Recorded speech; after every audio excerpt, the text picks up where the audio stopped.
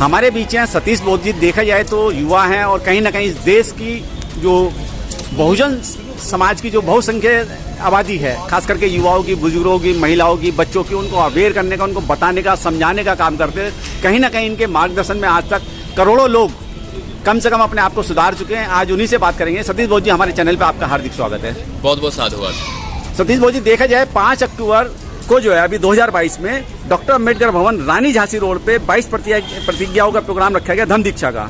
और दिल्ली सरकार के कैबिनेट मंत्री आज की तारीख में पूर्व में हैं, उन्होंने वो 22 प्रतिज्ञाएं दोहराई। उसी के ऊपर पूरे देश में बवाल मचा। कुछ कथाकथित जिनको जो है एक हिंदूवादी, आतंकवादी हम कहते हैं अपनी भाषा में, उन्होंने जो है उन विधायक जी पे जो है 50 लाख रुपए के नाम रखा है उन 22 प्रतिज्ञाओं के ऊपर कि जो उनका सर कलम करके लाएगा उसको 50 लाख रुपए इनाम दिया जाएगा। तो क्या कहेंगे इस मुद्दे को लेके? मैं सबसे पहले धन्यवाद अदा करना चाहूंगा आपके चैनल का कि आप अपने चैनल के माध्यम से समाज में जो जन जागरण का कार्य कर रहे हैं, हाँ। उसके लिए आप साधुवाद के पात्र हैं।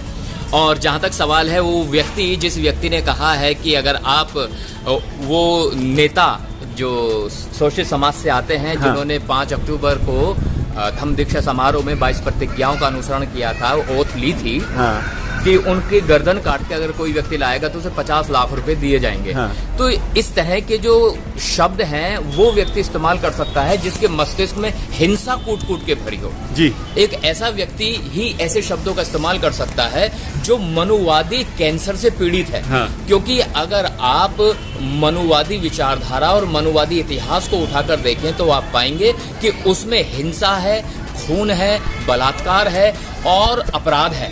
इसके अलावा वहां पर मैत्री, बंधुत्वता, भाईचारे को कहीं कोई जगह नहीं है। मैं धन्यवाद देना चाहूंगा माननीय मंत्री जी का, जिन्होंने जो है ये इस तरह के कार्यक्रम का आयोजन किया और समाज को 22 प्रतिज्ञाओं की तरफ लेके गए। मैं यहाँ ये कहना चाहता हूँ कि जो 22 प्रतिज्ञाएं वो आज की नहीं है। 22 प्रतिज्ञाएं सर्वप्रथम बाबा साहब ने 14 अक्टूबर 1956 को नागपुर के सस्य श्यामला भूमि पर 5 लाख लोगों के सामने स्वयं ग्रहण की थी और ग्रहण करवाई थी। और अगर कोई व्यक्ति ये कहता है कि मैं ब्रह्मा, विष्णु, महेश को ईश्वर नहीं मानूंगा और ना ही मैं उनकी पूजा करूंगा, तो ऐसा कहने में वो स्वयं ये कह रहा है कि मैं इनको नहीं मानूंगा। इसमें गाली कहाँ है?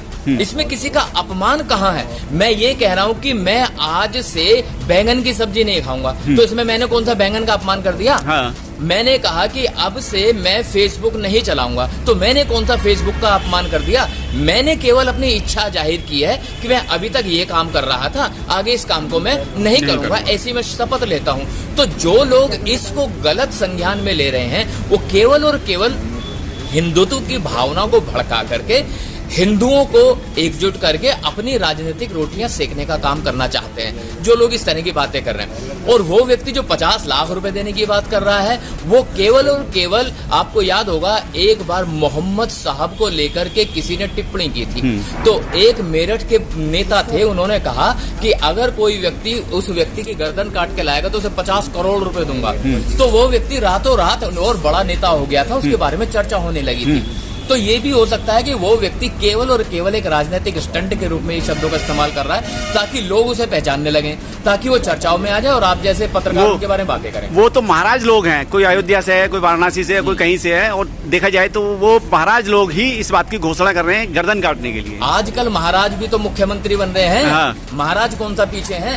हिंदुत्व धर्म नहीं है। हाँ। हिंदुत्व कोरी राजनीति है। हाँ। अगर कोई व्यक्ति ये कह रहा है कि मैं जो है 50 लाख रुपए दूंगा और फिर ऊपर से तुम सन्यासी हो। हाँ। जो सन्यासी है वो फक्कड़ है। हाँ। जो फक्कड़ है उसका धन से क्या लेना देना? हाँ। जो फक्कड़ है उसका केवल और केवल मन की शांति, चित्त की शांति और चरित्र की शुद्धता से संबंध होना चाहिए।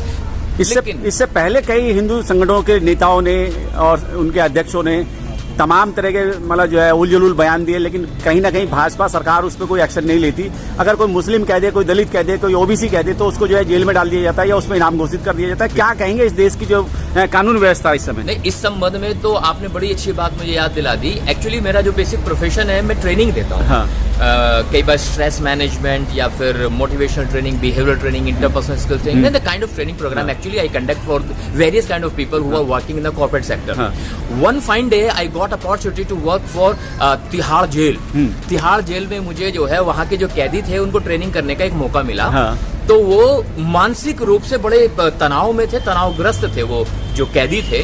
तो मैं उनको वहाँ ट्रेनिंग देने गया तो मैंने वहाँ एक चीज नोट की, वो जो ग्रुप था वो 50 लोगों का ग्रुप था। हाँ। 50 लोगों के ग्रुप में 90% ऐसे कैदी थे जो या तो मुस्लिम समाज के थे या फिर SC ST OBC से संबंध रखते थे। और उसमें मजे की बात ये थी 90% ऐसे लोग थे जिन्हें अभी यही नहीं पता कि उनका जुर्म साबित हुआ या साबित नहीं हुआ और अभी भी जेल में पड़े हुए हैं और 10 साल से ज्यादा हो गए। हाँ। 10 साल 12 साल, मतलब मैं ये कहना चाह रहा हूं कि भारत की कानून व्यवस्था कुछ इस तरह की है कि व्यक्ति को यही नहीं पता कि मेरा जुर्म क्या है, और अगर जुर्म हुआ भी है तो वो साबित ही नहीं हो पा रहा है। हाँ। तो नहीं भी हुआ फिर भी वो व्यक्ति जेल में है, और ये आपके और मेरे समाज के लोग ज्यादा इस तरह से पीड़ित किए जा रहे हैं। यहाँ पर एक बात देखने की ये जरूर है कि जो न्यायिक व्यवस्था में न्यायाधीश के पद पर या वो लोग जो न्यायिक व्यवस्था को संचालित कर रहे हैं उसमें कहीं ना कहीं वर्चस्व है उन लोगों का जो मनुवादी विचारधारा से ग्रस्त हैं या मनुवादी कैंसर से पीड़ित हैं। तो जब भी उनके सामने इस तरह का कोई केस बहुजन समाज और उनके लोगों से संबंधित आता है तो उन्हें साफ साफ पता चल जाता है कि इस व्यक्ति को लंबे समय तक हमें कैद खाने में रखना है, और एक रणनीति के तहत हमारी बहुत भारी जनसंख्या भारत के जेलों में अभी बंद है। और कई तो ऐसे लोग हैं जिन्होंने कुछ पॉलिटिकली शब्द कहे और उन शब्दों को कहने पे ही उन्हें बंद कर दिया गया। लेकिन जब बीजेपी का राजा सिंह लोध पूरे समाज को, दलित समाज को सुअर कहता है तो उस पर कार्रवाई नहीं होती, कुत्ता कहा जाता है ना। जब जनरल वी के सिंह हमारे पूरे समाज को कुत्ता कह रहा था तो उस समय वी के सिंह के ऊपर कोई जो है कार्रवाई नहीं हुई। जब नरेंद्र मोदी ने मुसलमानों को कुत्ता कहा था, नरेंद्र मोदी ने खुद मुसलमानों को कुत्ता कहा, तब उसके ऊपर कार्रवाई नहीं होती। जब स्वयं योगी आदित्यनाथ ये कहता है कि अगर मुसलमान का लड़का हिंदू की एक लड़की को ब्याह कर ले जाएगा तो हम हिंदू मुसलमानों की 100 लड़कियों को ब्याह करके लेकर आएंगे, तो तब इनको परेशानी नहीं होती, तब इनके मुंह में दही जम जाती है, क्योंकि उस समय ये हिंदुओं के सशक्त प्रहरी के रूप में काम कर रहे होते हैं। तो इस देश में बरगलाया जाता है कि हिंदू और मुसलमान की लड़ाई हो रही है, लेकिन मैं आपको बता दूं, थोड़ा गहराई से समझेंगे तो इस देश में हिंदू मुसलमान की लड़ाई नहीं है, इस देश में सवर्णों और शूद्रों की लड़ाई चल रही है। सवर्णों का जो वर्चस्व है, जैसा आदिकाल में होता था, जो वर्चस्व बना रहता था, उसी वर्चस्व को पुनः स्थापित करने की दौड़ में ये मनुवादी सरकार काम कर रही है। मोहन भागवत RSS प्रमुख कहते हैं कि अम्बेडकरवादी उग्रवादी जो हैं, आतंकवादी जो हैं, इस देश से निश्चय नाबूद होने चाहिए। क्या लगता है आपको, इस देश के अंदर जो अम्बेडकरवाद फैलाने का काम कर रहे हैं वो आतंकवादी हैं? अगर अम्बेडकरवाद को फैलाना आतंकवादी है तो आपके सामने आतंकवादी खड़ा है। अगर इस तरह की सोच वो रखते हैं, मैं ये कहना चाहता हूं कि साध्वी प्रज्ञा आतंकवादी नहीं है। जिसका हाथ जो है मालेगांव वाले केस में था, लेकिन उनको फ्री कर दिया गया, वो थे आतंकवादी। वो लोग आतंकवादी थे जिन्होंने गुजरात के ऊना में दलित भाइयों को केवल इस शक के बिना पर मारा, पीटा, कूटा कि उन्होंने गाय की हत्या की है, केवल इस बिना पर मारा।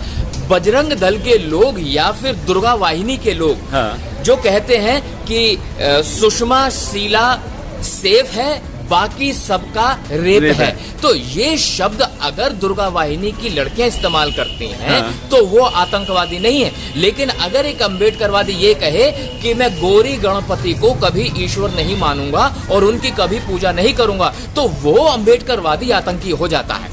क्या लगता है, देश के प्रथम जो गृह मंत्री बने थे सरदार पटेल, उन्होंने जो है RSS पे बैन लगाया था, क्या आज वास्तविक में RSS पे बैन होना चाहिए या नहीं?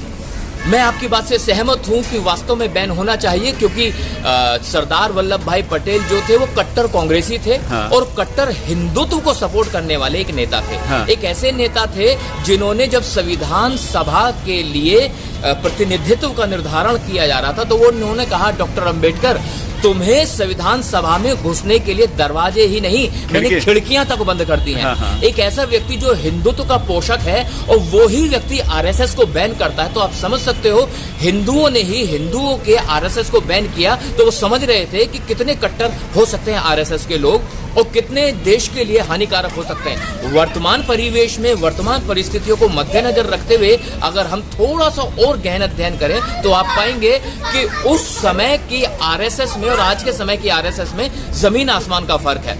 उस समय की आरएसएस उतनी मजबूत नहीं थी, फिर भी उसे बैन कर दिया गया। आज का जो आरएसएस है वो तो इतना ज्यादा मजबूत है, यकीन जानिएगा, वो जब चाहे आज मतलब भारत की स्वायत्त संस्था उसकी जेब में है यार, न्यायिक व्यवस्था उसकी जेब में है, आरबीआई उसकी जेब में है और विभिन्न मॉनेटरी फंडिंग जो सिस्टम है इस देश में, सब कुछ उनकी जेब में रखा हुआ है। तो आज तो वो बहुत ज्यादा ताकतवर है। जब वो खुद ताकत में है, जब वो खुद सत्ता में है, आपकी और मेरी इच्छा हो सकती है कि उसको बैन किया जाए, लेकिन जब वो खुद सत्ता में है तो अपने आप को बैन नहीं करेंगे। तो इसलिए आज वो इतने पावरफुल हो चुके हैं कि हमें जमीन पर एकजुट होने की जरूरत है और उनके खिलाफ हल्ला बोलने की आवश्यकता, बड़ी भारी आवश्यकता है। किस तरीके से निजात पा सकते हैं ऐसे हिंदुवादी संगठनों से, जिस तरीके से देश के अंदर वो देश को बरगलाने का काम कर रहे हैं? हिंदुवादी संगठनों से निजात पाने का केवल एकमात्र रास्ता है, मैं बिल्कुल सहमत हूं, हम सबको बुद्ध की तरफ चल देना चाहिए सामूहिक रूप से। हम लोगों को एक झटके में जिन व्यवस्थाओं को, जिन रीति रिवाज को, जिन परंपराओं को हम लोग सर पे ढो रहे हैं और उसके बावजूद भी हमें मान सम्मान और स्वाभिमान नहीं मिल रहा है, तो हमें एकजुट होकर के सामूहिक रूप से ठोकर मार देनी चाहिए ऐसी संस्कृति को जो मनुष्य को मनुष्य मानने से इनकार करती हो, और हम सबको मिल करके बुद्ध की तरफ चले जाना चाहिए और 22 प्रतिज्ञाओं का अनुसरण बड़े पुरजोर से होना चाहिए, और तब हम लोग इस हिंदुत्व से या हिंदुवादी या मनुवादी विचारधारा से निजात पा सकते हैं। चलिए, बहुत बहुत धन्यवाद आपका सतीश जी।